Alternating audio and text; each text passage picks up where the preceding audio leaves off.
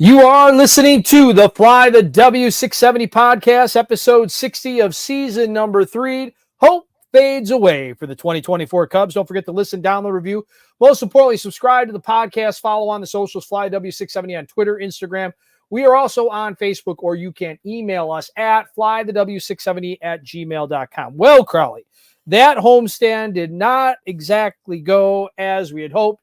After the All-Star break, you played the Diamondbacks, you played the Brewers, two teams that are in front of you. You played them at home. Obviously, the D-backs took 2 out of 3 for the Cubs, and the Brewers have now done the same. Yep. And you know, that's why the title hope fades for the Cubs. I mean, you know, they're only 3.5 back. Well, if they have 5 back, if maybe this, maybe that, you know, who was it? Dennis Green, they are who we thought they were. Yep. At this point right now, they've given you enough of a sample size that, you know, I remember Jed talking about, oh, you know, the offense can't be this bad the whole season. Well, it's looking pretty much like it at this point. You know, you had that stretch where you thought maybe gave you a little bit of hope where when they had that 5-2 road trip against Baltimore, St. Louis to end this, you know, the first half or before the All-Star break. And you were hoping that offense, the one that was hitting with runners in scoring position and having good at bats and making contact when they needed to, that finally there was going to be a turnaround. And in a point where you really needed to make a mark this homestand, they absolutely completely just did as bad as you could possibly do. Right. And that was something that we harped on all last year in this podcast, all through season 2. It was runners in scoring position, runners in scoring position, runners in scoring position. And it honestly, Crawly, it might be worse this year than it was last year. It is actually, they didn't do horrible with runners in scoring position last year. They finished 5th. This year, they're about 28th, 29th, roughly in that category. They're, you know, and that's really the big difference here with this team is they just cannot score. They are absolutely, when it comes down to it, with runners in scoring position, the only team worse than them is the White Sox, which are going to go down as one of the worst teams in history. So just to, you know, that's the only team you're better than. That's it. And that's pretty pathetic. Right. And in the other part, they can't beat anybody in the division. What are they now? 13-23 inside the division? 13-23? Dustin, the last time they won a division series was in May against the Brewers in the beginning of May.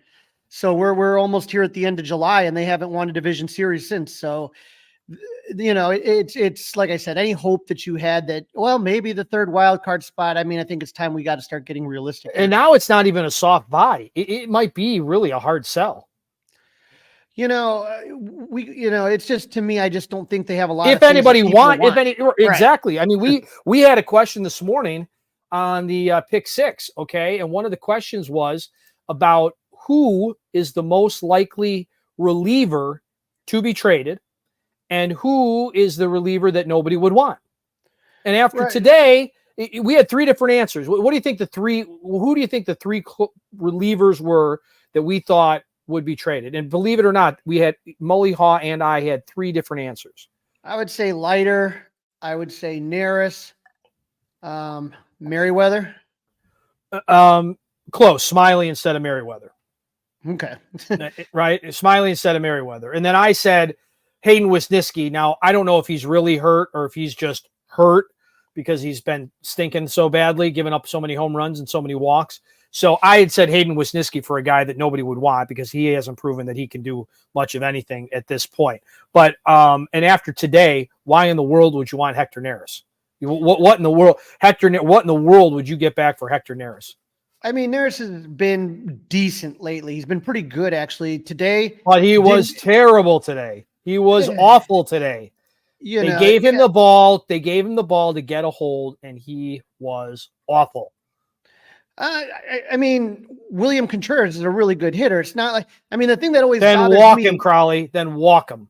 Okay, if he's that good and he's that dangerous, then walk him. You sound like, no disrespect, you sound like Craig Counsell right now. Well, he's a good hitter.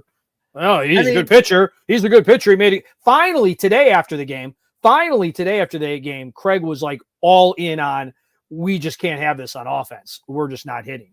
Finally. I would say that when you have a guy like Hector Neris, he has a track record. If you take a look at his last 10 outings, they've been really good. He gave up a single to Perkins. And then he gave up the double to to William Contreras. Those things are going to happen. In general, he's been pitching well. I'm just saying, if you're a contender and let's say you're just looking for bullpen depth, he's a piece that you could definitely want. I could see that. All right. Not going to cost you the farm. I know. I'm off money. track. I've thrown us off track, but I had to get that off my chest. All right. Game number 1, Javier Assad, Tobias Myers. This was Monday night. Yeah. And the Cubs actually won this one 3-1. Assad was making his second start since coming off the IL. It really wasn't the start he was looking for. He had a ton of traffic on the base paths, a lot of them because of walks. In the first, he gave up a 1-out double to William Contreras, and with 2 outs, walked Willie Adames, but Sal Frelick grounded out to end the threat. In the third, Javier got the first 2 batters out, but then walked the bases loaded. Once again, Sal Frelick grounded out to end the threat. Bottom of the third, the Cubs offense took advantage of some uncharacteristic mistakes by the Brewers. Remember on the last podcast, we said the Brewers had the 4th best defense. Didn't look like it in the third inning. Miguel Amaya hit a hard hit ball right to Willie Adames that kicked off his glove. It was scored a hit, Dustin. I don't know what a hit and what an error is anymore. I mean, the ball was right at him. I mean, a hometown score. I've heard about it before, but it wasn't like it was like a 91 mile per hour, right at him, but it wasn't like 112 or I don't know. Looked like an E6 to me, but with PCA batting, starting pitches, Tobias Meyer kind of caught his cleat on the mound in his delivery. He kind of fell over. So that, I think they said, was the easiest balk call ever, right? Amaya goes to second. PCA flies out. Nico popped out. But with 2 outs, who else but Michael Busch hits a clutch 2-out single to score Amaya, and the Cubs were up 1-0. As negative as things are, maybe Michael Busch is the answer to their first base problem because he's looked really good. He has looked good. I have to give him props. But again, still Michael Busch is not like, he's not a guy that's going to carry you, right? He's a really nice piece, but he's not a superstar. He doesn't carry you to a division. He doesn't carry you through a month. He's a complementary player, kind of like Seiya Suzuki, a complementary player, not a star. Ian Happ, a complementary player, not somebody that's going to carry you. Cody Bellinger, maybe, but then again, maybe not. 2023 Cody Bellinger. Okay, 2023. Okay, right. Not 2024 Cody Bellinger. 2024 Cody Bellinger is not as bad as he was before he came to the Cubs, but he wasn't what we were expecting. And that's part of the reason that this team has struggled so much is you didn't get the pop that you were expecting from Cody Bellinger. Right. So, Right. More problems for Assad in the fourth. With 1 out, he walked 2 more batters and his day was done. Drew Smiley was first out of the bullpen. He gave up a single to Garrett Mitchell, but the slow-footed Rhys Hoskins was the lead runner, couldn't score. But once again, bases loaded, only 1 out. Smiley got Bryce Trang to ground out to first. Michael Busch threw home to get Rhys Hoskins on the force out for the second out of the inning. And then William Contreras grounded out. And once again, the Brewers left them loaded. For Assad, he only went 3 1/3 innings pitch. He gave up only 1 hit, but Dustin, 6 walks in less than 4 innings of work with 2 Ks. That's not good. That's really not good. So when you're talking about potentially trading Jameson Tyone, you better be sure that you've got somebody that can take that third pitcher in your rotation spot, because at this moment I would not be comfortable with Javier Assad being the third or even the 4th guy in the Cubs rotation. No, he hasn't looked good since coming back from injury, and hopefully they can figure it out, but a little bit nervous. In the bottom of the 4th, again, the Brewers defense had some problems, and another funky play by a pitcher would lead to a Cubs run. With 1 out, Mike Tauchman reached on a single. Then Dansby Swanson hit a chopper back to Tobias Myers. We've seen this a million times. He rushed the throw on trying to get that double play to second. He threw it into right field. And so now Tauchman moves to third on the air. Miles Masterboni struck out. With 2 outs, Miguel Amaya walked to load the bases. With the ice-cold PCA up to bat and 2 outs, Tobias Myers threw a wild pitch that bounced before home plate. Wild pitch. William Contreras' chest protector.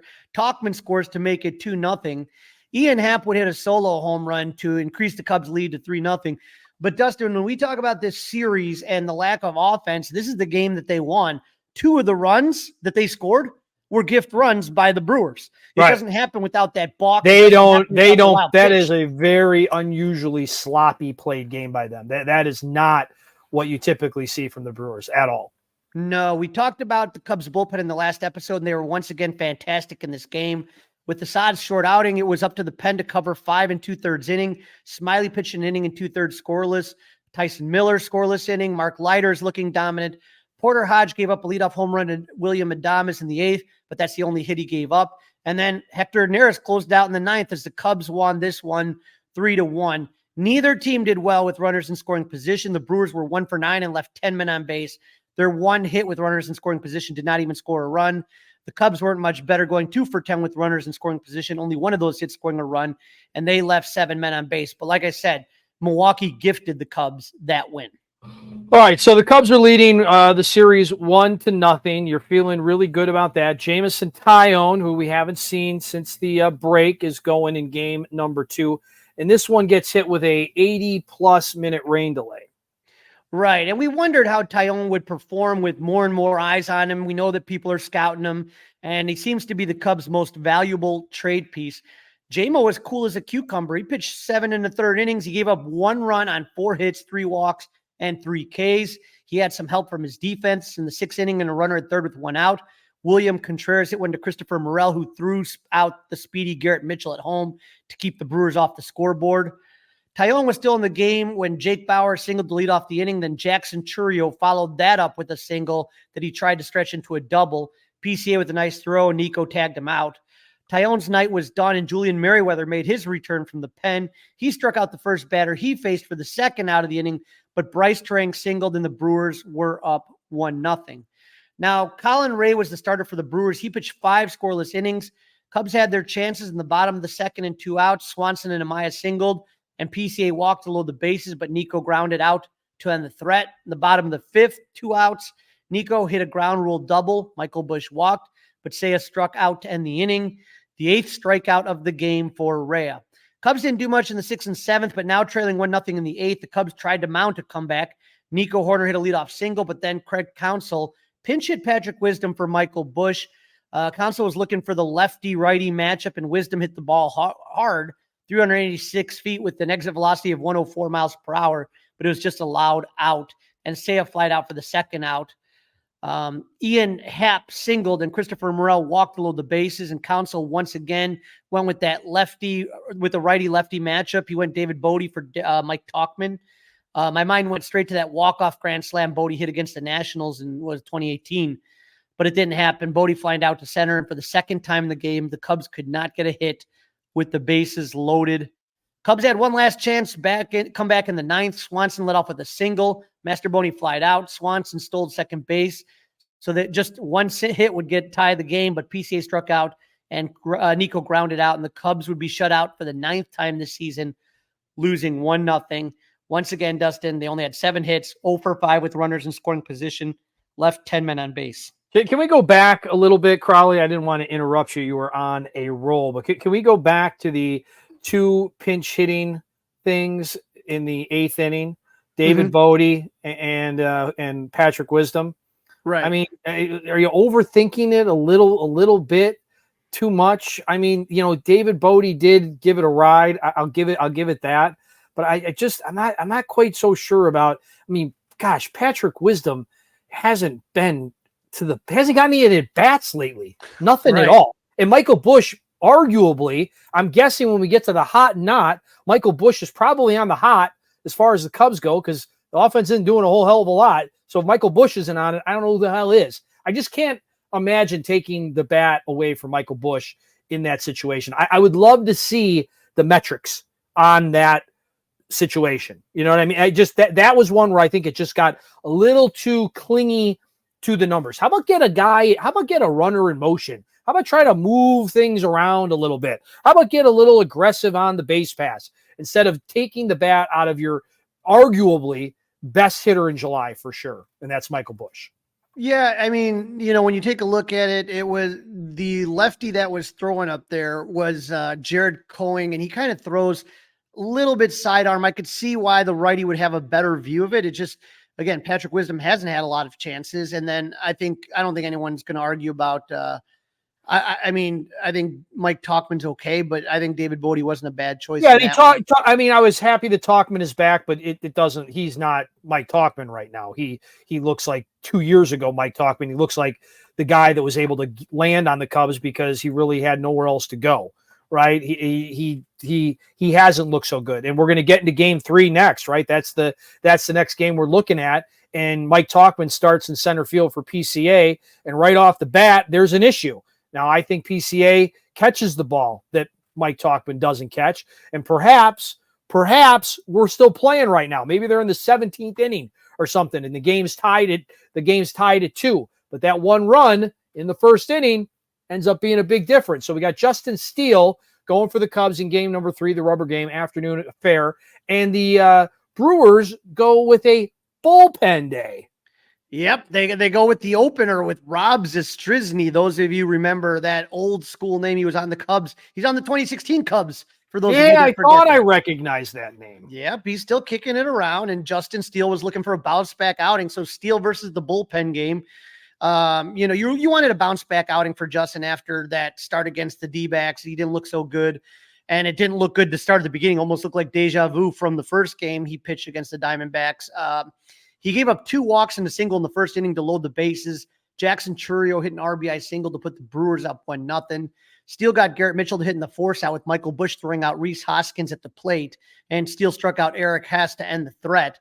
But then Steele found his groove, sitting down the next 10 batters he faced. And like we said, the Brewers go with the opener, Rob Zastryzny, and he didn't last long. With 2 outs in the bottom of the first, Seiya hits a double, and then Ian Happ continues to torture the Brewers. He hit an RBI single to tie the game at 1.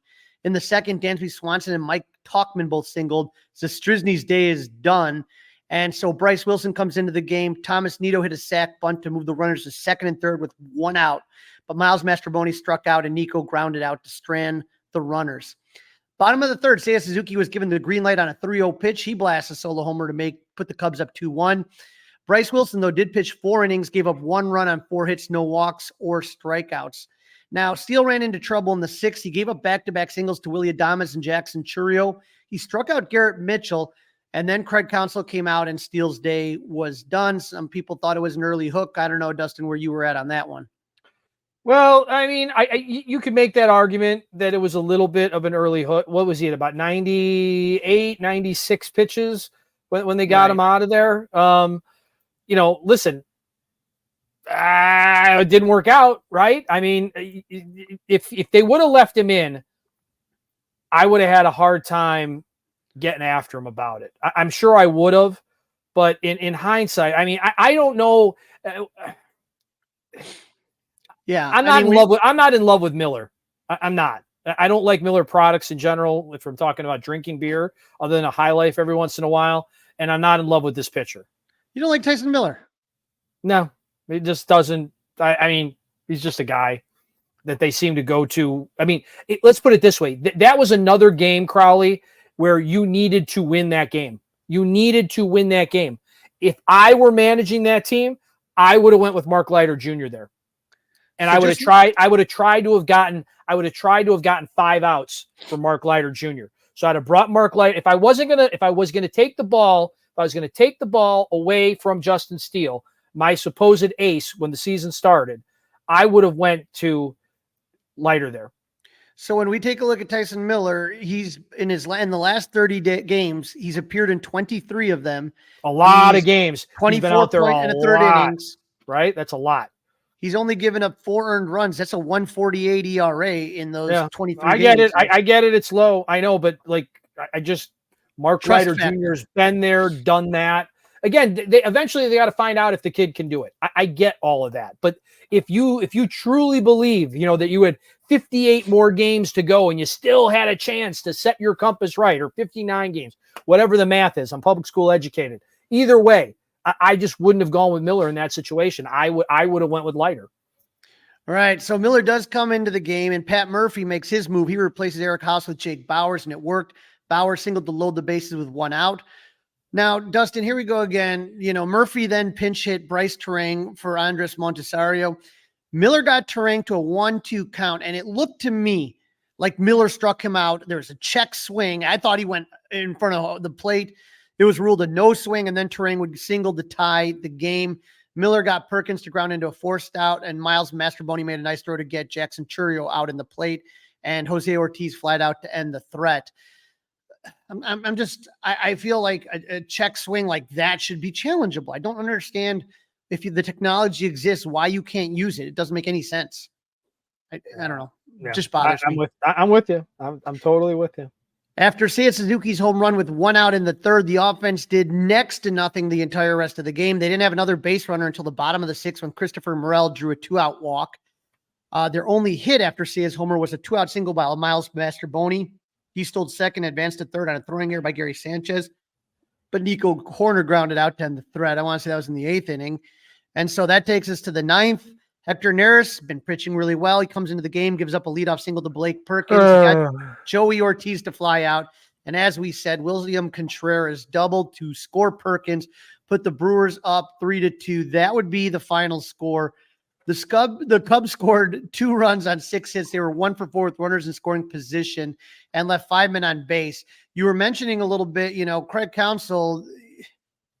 I don't know. You sit there and he was definitely frustrated about the game. And so here's what he had to say afterwards. Yeah, we just didn't do enough offensively. Really? We did a good job off the opener and had rallies first and second inning.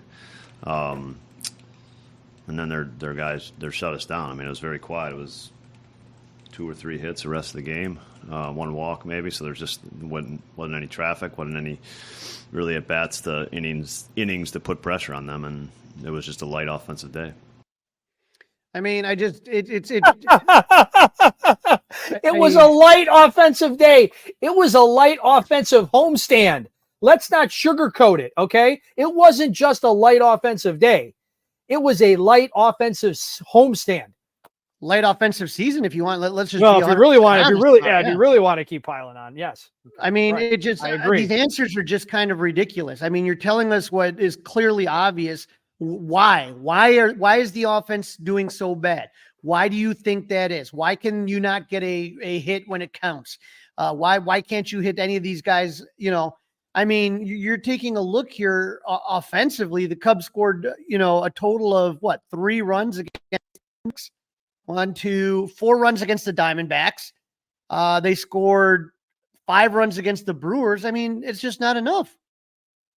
I mean, it is not. You can't keep doing this. And, I know people are frustrated, right? They went 2-4 in those games. They scored only 9 runs total, Dustin. And that's the second fewest in MLB since the All-Star break. Only the White Sox worse, which is all the Cubs can keep saying, right?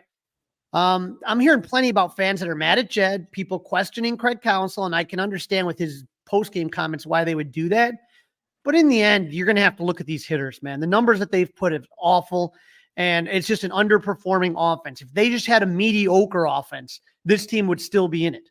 This team would be buyers right now if they had a mediocre offense. And if they had a mediocre closer, they might be buyers right now, right? If they had a mediocre closer, somebody they give the ball to all the time in the 9th instead of this rotating carousel of bad that they've had all season.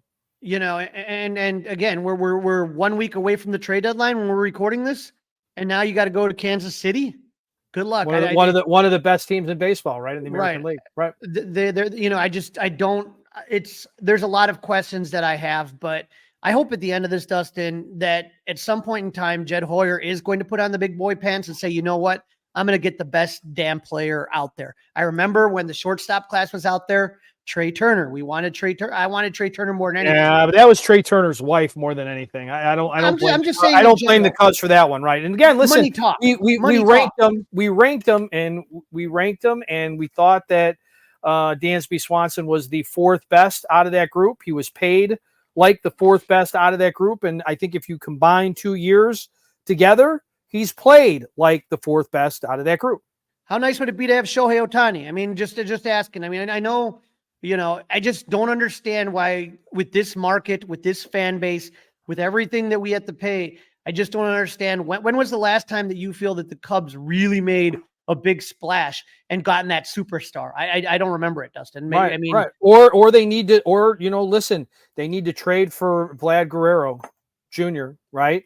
He's got a year of control left, and then go ahead and pay him if it works out. Go do that, right? That's not just for this year. That is this year and beyond. He can be your DH. He can be your everyday DH, and every once in a while you want to give Michael Busch a day off, he can play some first base for you. Well, Or maybe Michael Busch could play somewhere else. I don't know. Here's what Jed had to say when he spoke to the beat writers before the Milwaukee series about this trade deadline. Just to be clear, even if you are making moves for 25 and 26, are you still keeping playoffs this year as a goal? I mean, yeah, we have 61 games left. I think that, obviously, if we have, back-to-back months where we play like we did in April, that's a possibility. I mean, I think you never rule that, you never want to rule that out, I think that's kind of why I focus on saying I think making moves simply. The only thing that I would say definitively at this point, and it's not that definitive because we could win 7 in a row, but the only thing I would say definitively is that I think making moves simply for 24, given where we are, is probably not what we're going to do. But if there are moves that make sense that help us in 24, we would certainly look at those things. And yeah, I do think the next 61 games are really important.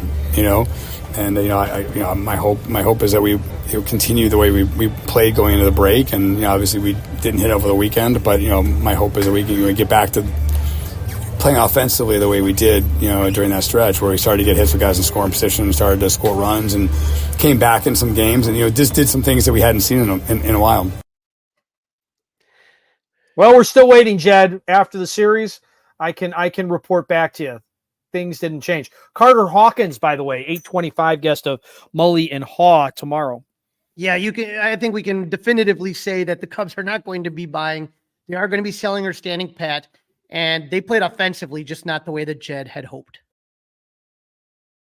You are listening to the Fly the W670 podcast, episode 60 of season number 3. Hope fades away for the 2024 Cubs. Don't forget to listen, review, download, subscribe to the Fly the W podcast. Leave us a 5-star review. You can email us, flythew670@gmail.com. Don't forget you can watch us on the 670 The Score YouTube page. In this segment, Crawly interviews Bob Kendrick, president of the Negro League Baseball Museum, to discuss the weekend salute to the Negro League that will occur on Sunday, the 28th, when the Cubs play the Royals out in Kansas City. The event will raise awareness and fund the Negro League Museum and honor the 100th anniversary of the first Negro League World Series. Joining me now on the Fly the W podcast, it is my pleasure to have back Bob Kendrick. He is the president of the Negro League Baseball Museum. Bob, how are you doing today? I'm doing well, man. It's good to see you again. Thanks so much. It's phenomenal because every time the Cubs play the Royals, I know it's important to a lot of people that as Buck O'Neil was so important to you, such an important figurehead for you.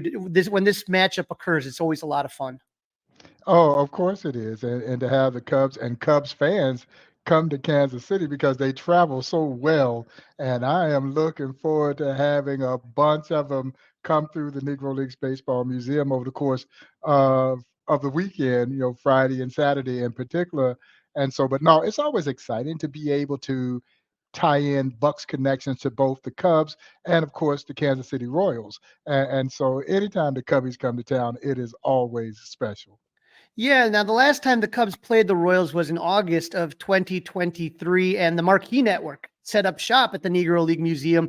I know that Cole Wright was there and Doug Glanville, and it was just really, really great stuff.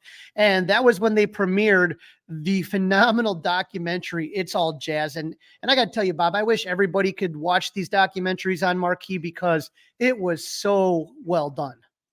It was a lot of fun to work with those guys and to help bring Buck's story to life. Because, again, I don't want to take for granted there's a new generation of Cub fans who may not know that historic connection that Buck had to the Chicago Cubs. Of course, when he left Kansas City after managing the Monarchs after the 1955 season, he became a scout with the Cubs. And even before he left, he sent you one of the greatest of all time, Ernie Banks. And then, of course, he brought you Lou Brock. He brought you Lee Arthur Smith. Those are all Hall of Famers. And he brought you Joe Carter, Oscar Gamble. So his tree is extensive relative to not just good players, but great players that he brought to Cubs. And while he didn't necessarily sign Billy Williams, as we know, Buck was responsible for Billy Williams staying in the game. Billy had quit. He had quit the Cubs, left spring training, went back home to Whistler, Alabama, essentially Mobile, Alabama. And who did the Cubs send to go get him? You got it, Buck O'Neill. And Buck said he went down to Whistler and he never said anything to Billy about going back. He said he would pick him up every day, take him around to ballparks. And as you can well imagine, all the kids there were so excited that one of their guys was a major league ball player. And so after about 3, 4 days of that, Billy looked at Buck. He says, Buck, I'm ready to go back. And the Cubs wanted Buck to put Billy on the bus. And Buck said no. Buck had an old Plymouth Fury, and he put Billy Williams in the car, drove him from Whistler, Alabama, back to San Antonio, Texas. Billy Williams would become sweet swinging Billy Williams, future Hall of Famer. And if you ask Mr. Williams to this day, he will tell you that he owes his Hall of Fame career to one John Jordan Buck O'Neill. Now, did you know that they were going to have you in that documentary sing, because they had everybody singing at the you held your own, Bob. You held your own. But did you know they were going to ask you that? No, I didn't know they were going to ask me that. But, sometimes the spirit of old Buck just consumes you. And so they said sing, and I sang. Well, I don't know if you call what I did singing, but we tried to hit a note or two in memory of old Buck. And, I think that some Cub fans are, more and more getting, knowledgeable about Buck O'Neill's contribution to the Cubs. And, it was great that he finally got inducted into the Baseball Hall of Fame. I try not to get bittersweet about that, because to me, it was frustrating. I mean, I know how I can't even imagine for you how it must have been, but, there's a new Buck O'Neill statue over in Cooperstown and stuff like that. And I'm just glad that he's finally getting the recognition that he deserves. And his flag now flies around Wrigley Field, a beautiful flag with all the Hall of Famers. Yeah, no, to be able to remember him is something that we certainly feel like we have an obligation, but it's also something that drives all of us. We don't want people to forget Buck.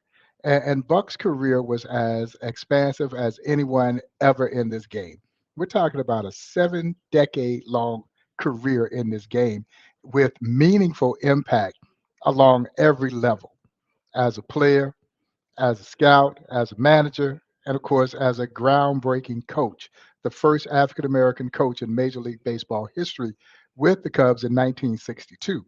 So his Hall of Fame pedigree was pretty significant. Why he missed in 06, we will never know. But at least they righted the wrong and got it right in 2022 when he finally gets in, some 16 years after he missed by one single vote. And guess who had to tell him he didn't have enough votes to get in? It was one of the most gut-wrenching things I've ever done in my life that day, walking into that conference room with my friend Joe Posnanski and telling Buck that he didn't get enough votes to get in, when I know in his heart he thought he was in. Why wouldn't he? This process was essentially set up to put Buck O'Neill in, and then anybody else who the committee thought deserved to get in, they would put in. But it didn't work out that way. And who handled it better than anyone? Buck, because he handled it so graciously, to the point that I think some people thought he wasn't disappointed. But of course he was disappointed. The Hall of Fame represents the pinnacle for any athlete. And Buck knew that he was sick at that time. And this was going to be his swan song. And so, yeah, he wanted to be there, but he was never going to allow himself to be so sullen that he couldn't be genuinely joyous for those who did get in.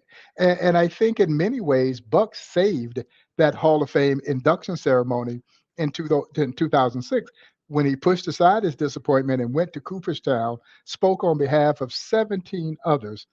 But Crawly, all of them were dead. They didn't have a voice.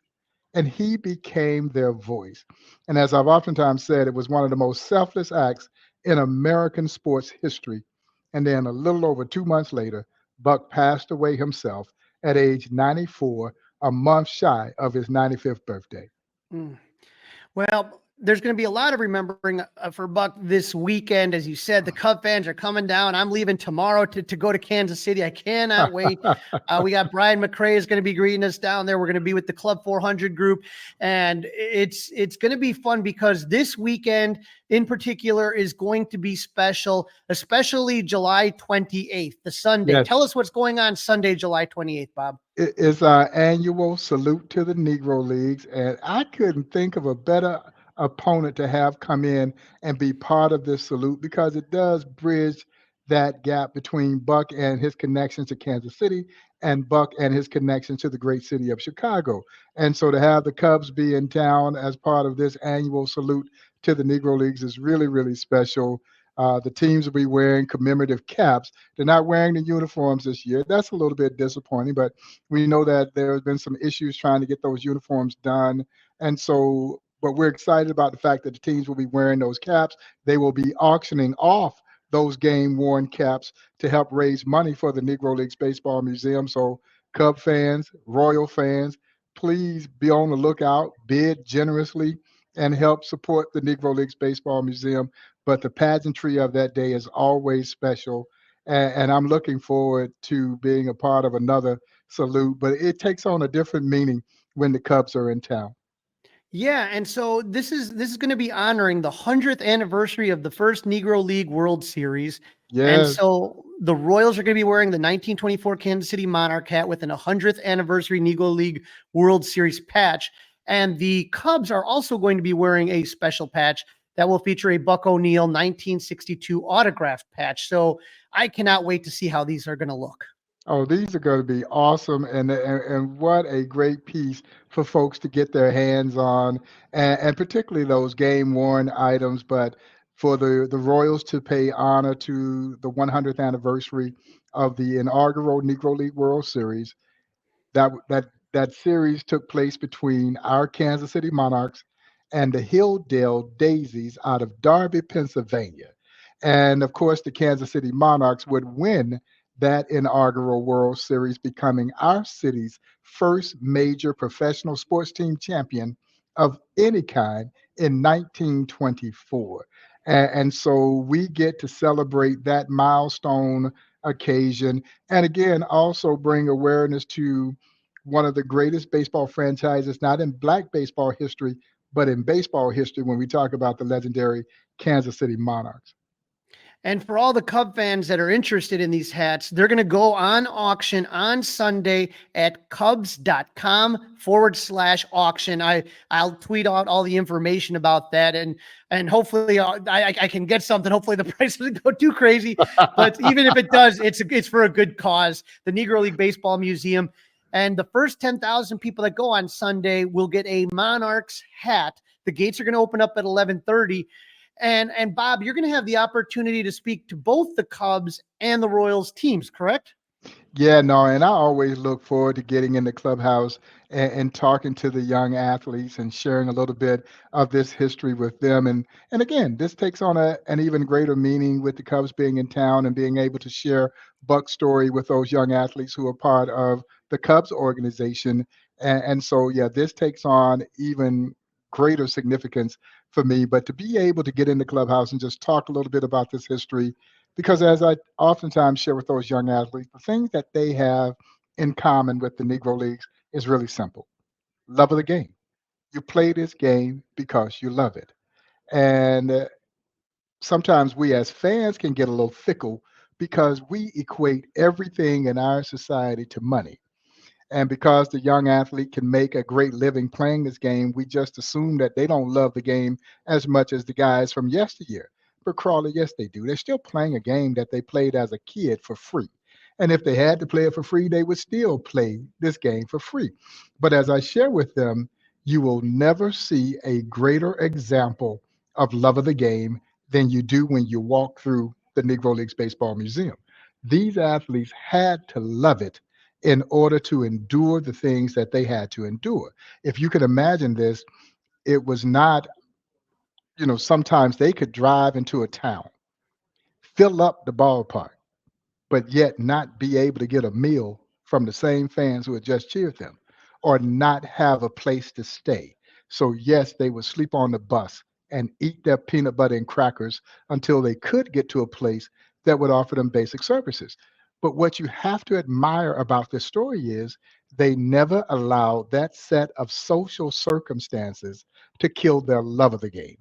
Their spirits were such that if I've got to sleep on the bus and if I've got to eat my peanut butter and crackers, I'm going to keep playing ball. You cannot rob me of this joy of playing baseball. And so, for those who may be coming down to experience the museum, who may think that it's a sad, somber kind of story, no, you got the wrong place.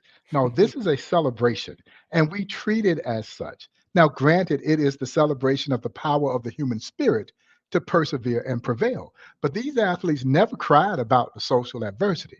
They went out and did something about it. As I oftentimes say, you won't let me play with you in the major leagues, then I will create a league of my own.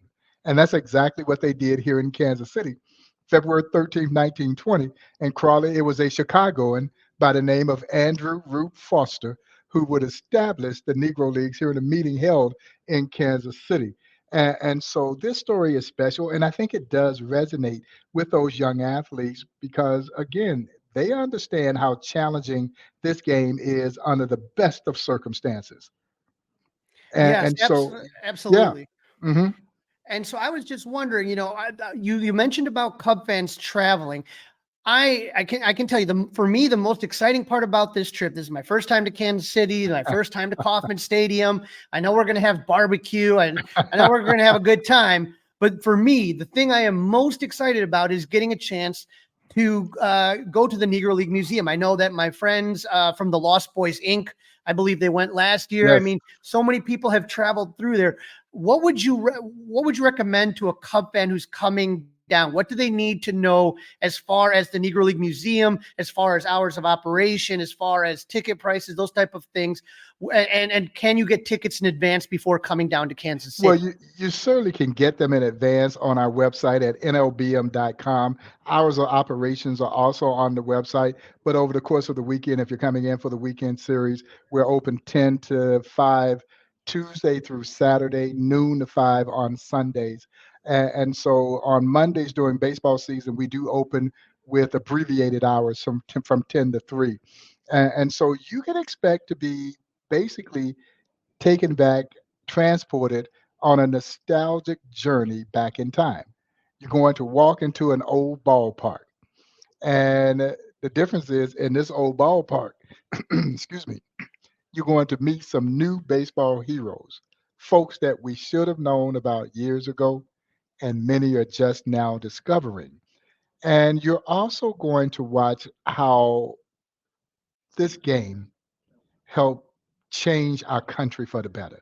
And it's all driven by the passion that these athletes had for the game of baseball. So not only did they change the game, they ultimately helped change this country for the better.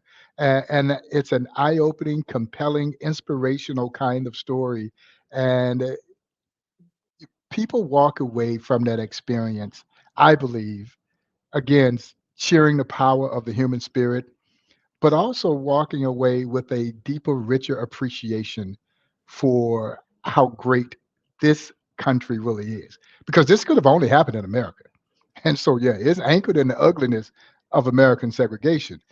But out of segregation rose this wonderful story of triumph and conquest. And it's just such an awe-inspiring kind of story. And of course, it's filled with artifacts and scripted pieces to kind of give you an understanding of what those times were like. You'll see what I call lifestyle exhibits that help our visitors understand the economic impact that was created by Black baseball. This was a thriving Black business enterprise. And so that is a little bit eye-opening for folks. So this is more than just baseball. Baseball is merely a premise for a far more grandiose story. Absolutely. And for all our listeners, you can go to nlbm.com. That's the website, and you can get all the information about the events, the programs, hours of operation, like you said. But, I just know that there's going to be so many Cub fans. I've already had people asking me, are you going down? Are you going down? And the answer is 100% yes. And I would not go to Kansas City without stopping by and visiting the Negro League Baseball Museum. I am so super excited, Bob, and I'm so excited to see you this weekend. Thank you so much for jumping on the podcast and really looking forward. You continue to do just great work, whether it's through MLB The Show, whether it's through the documentaries, whether it's all these different things that you do for Major League Baseball now. You continue to just really kind of carry the torch that Buck passed to you and make sure that these Hall of Fame phenomenal players are not forgotten. Yeah, no, it's an honor to do this work, and we've been very fortunate. We've had a tremendous run over the last several months with the expansion of pension for some Negro League players, with the rolling of the stats from the Negro Leagues into the record books of Major League Baseball. Of course, that epic salute to the Negro Leagues that took place at Rickwood Field here just a few weeks ago. And it was one of the greatest baseball events that I've ever been a part of, because you literally felt like you were transported back in time. And of course, Rickwood Field is one of those baseball cathedrals.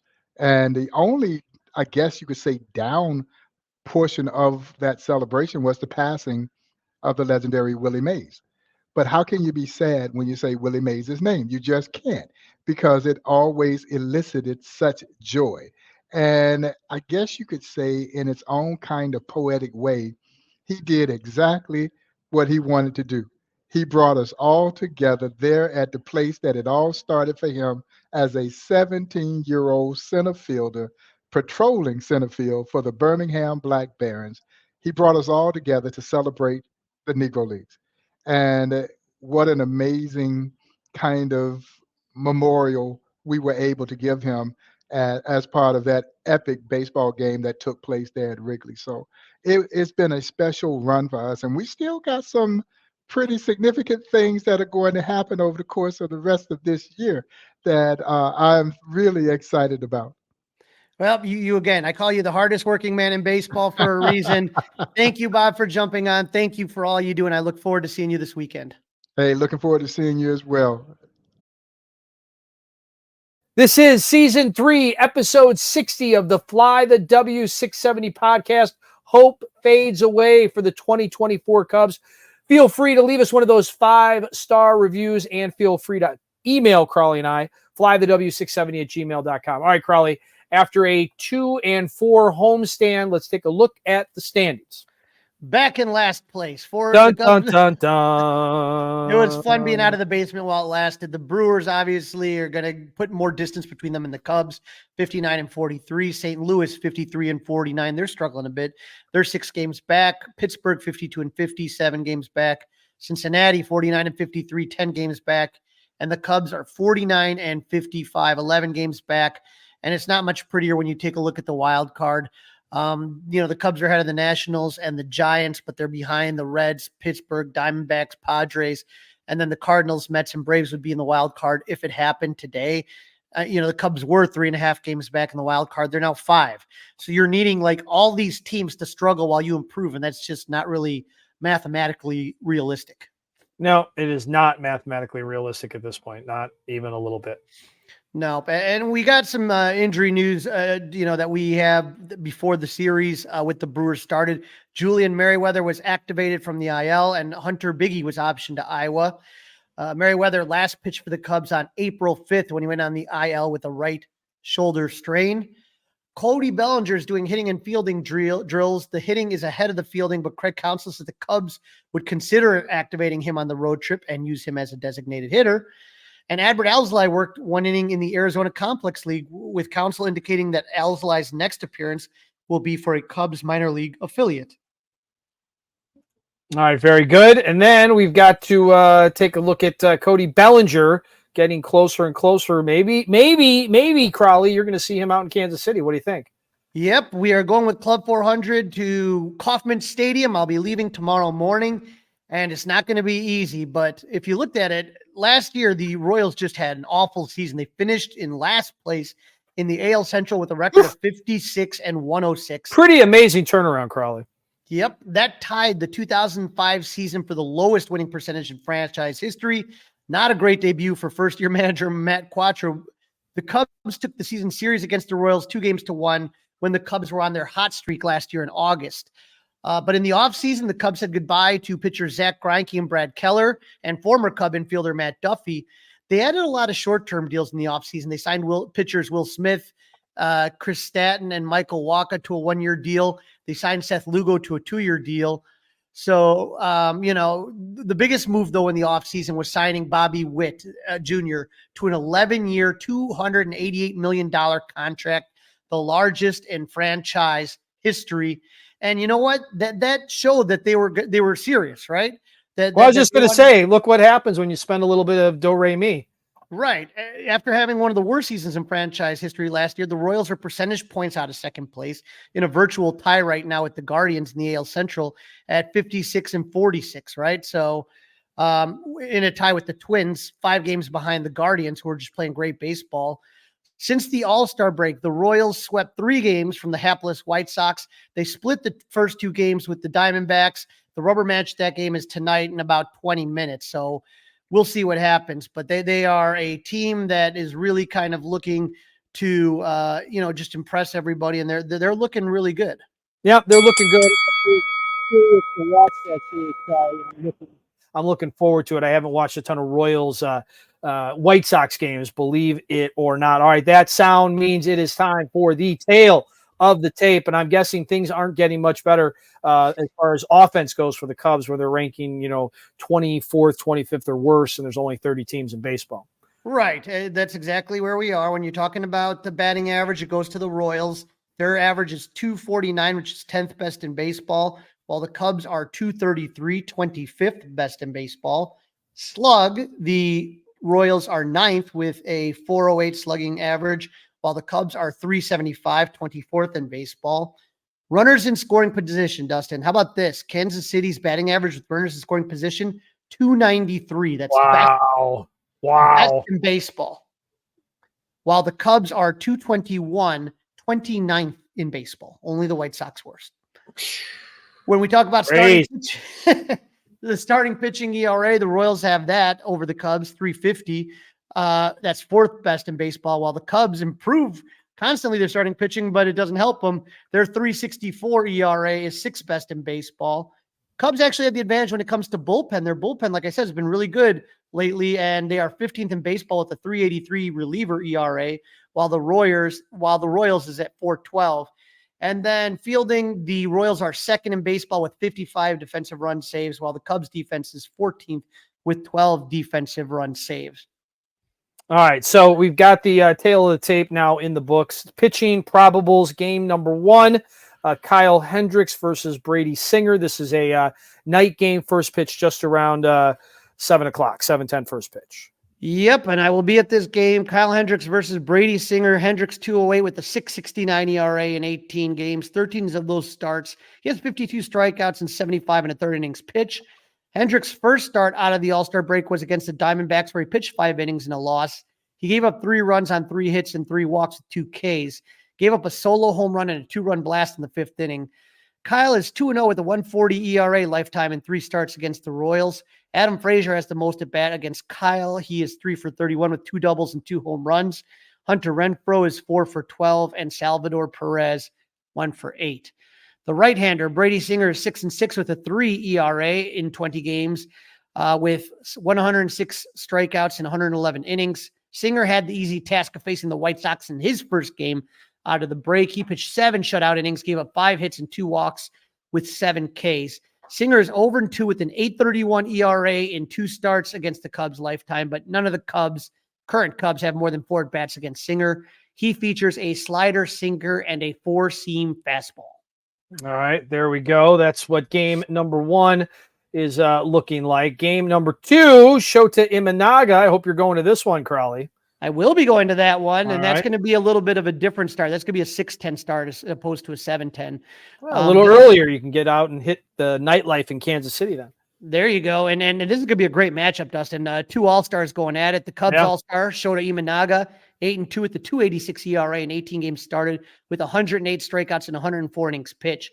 Shota did not factor in the decision in his first start after the break against the Diamondbacks due to the Cubs' lack of offense.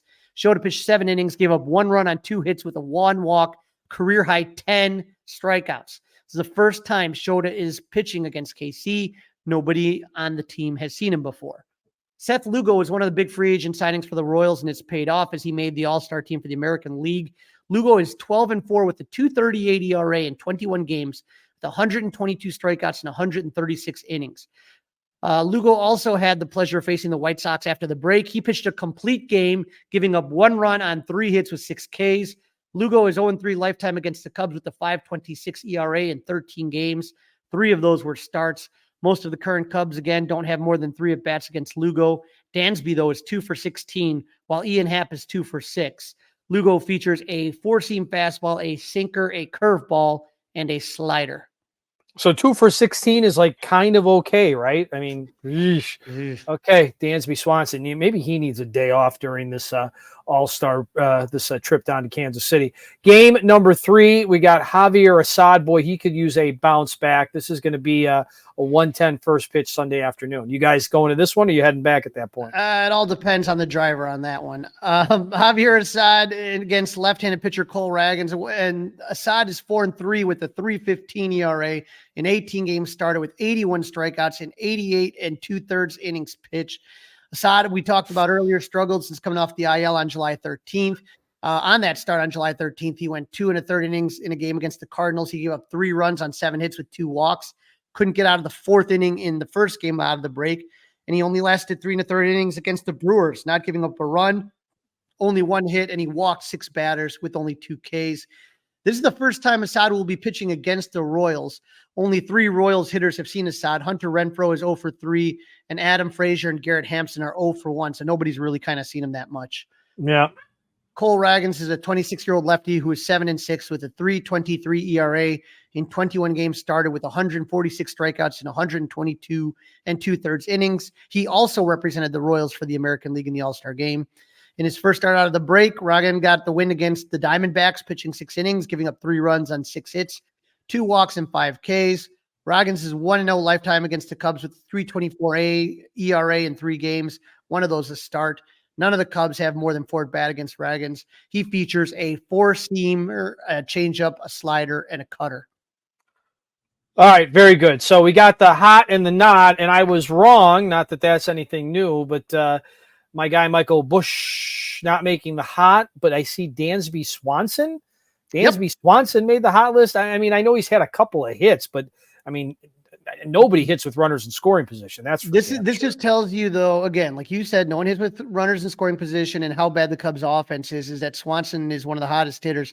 He's 6 for 21, but he has no home runs and no RBIs. So he's slashing 286, 375, 286.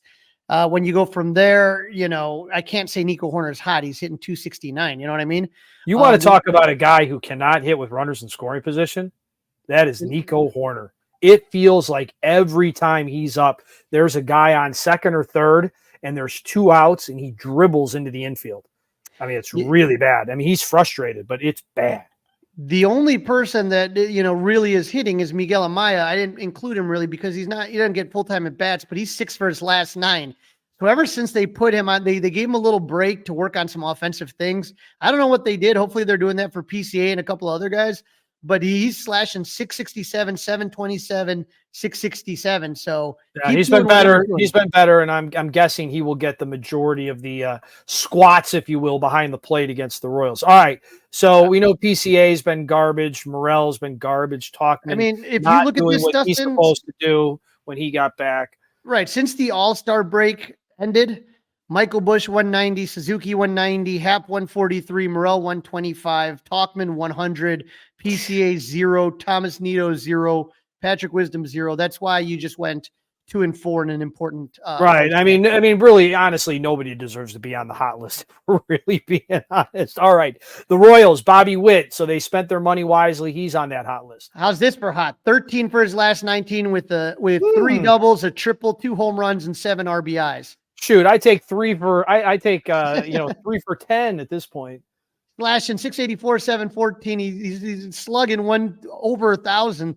Look out for Benny Vinny Pasquantino, he's their first baseman, 7 for 19 with 2 RBIs, slashing 368, 381, 421. And Mikhail Garcia, 6 for 19 with an RBI, slashing 360, 350, 368.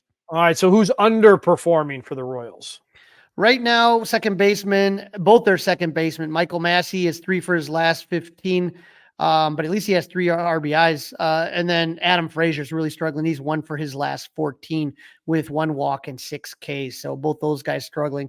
But again, when you look at the opposite of the Cubs, there's a lot of guys that are hitting, in the 300s in the last week. So this is going to be a tough one, Dustin. That's all I can tell you. This will not be easy, and it is now time to make a prediction. I think I went first last time, so you're going to go first this time. I am going to go with the Royals sweeping the Cubs. Oh, boy. Sweep, and you're going out there and you're predicting a sweep. Wow. I mean, Brady Singer versus Kyle Hendricks. I just don't – with Kyle, the guy has a 6.69 ERA. Shota versus Seth Lugo. I think that's going to be an awesome matchup. But again, what offensively makes you think the Cubs can have a single run against Seth Lugo?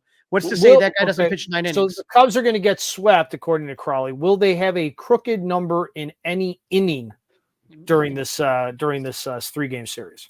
You're facing 2 all-star pitchers and one guy. That's why I'm asking. I don't know. I don't want to say no. Law of averages says maybe you'll get a crooked number, so I'm not going to say that. So the Cubs, Crawly, have not been swept yet this year. They have not been swept in a series this year. I'm going to say that streak continues. They're going to win 1. I don't know how. I don't know when. I don't know why, but they're going to win 1. That's a wrap, Crawly. Go ahead. I'm just going to say, if you're going to get one, that Brady Singer, Kyle Hendricks is a Jekyll and Hyde this year. So That'd be the only one I could think of. All right, that's a wrap, Crawly. Don't forget to listen, download, review, subscribe to the Fly the W podcast. Follow on the socials. We're on Facebook. We're on Instagram. Of course, we're on Twitter, X, whatever you want to call it. flythew670@gmail.com is where you can email us, and you can watch us by subscribing to the 670 Score YouTube channel. Crawly, be smart and eat lots of smoked meats over the next couple of days. Hey, Club 400 road trips are a lot of fun. I will have a lot of content. Go ahead and check it out at Crawly's Cubs. I'll try to keep you up to date with everything. We're going to be going to the Negro League Museum. We're going to 2 games. It's going to be tons of fun. I'm going to be there and just cheer my heart out anyway. Go Cubs! Hey guys, it's Crawly. Thanks for watching. If you enjoyed this video, please don't forget to give it a thumbs up and subscribe to our channel for more content like this. If you want to see more of our videos, be sure to check out our playlist and let us know what you think in the comments below. Also, don't forget to follow us on social media to stay up to date with our latest episodes. Links are in the description. Thanks again for watching, and we'll see you in the next video. Go Cubs!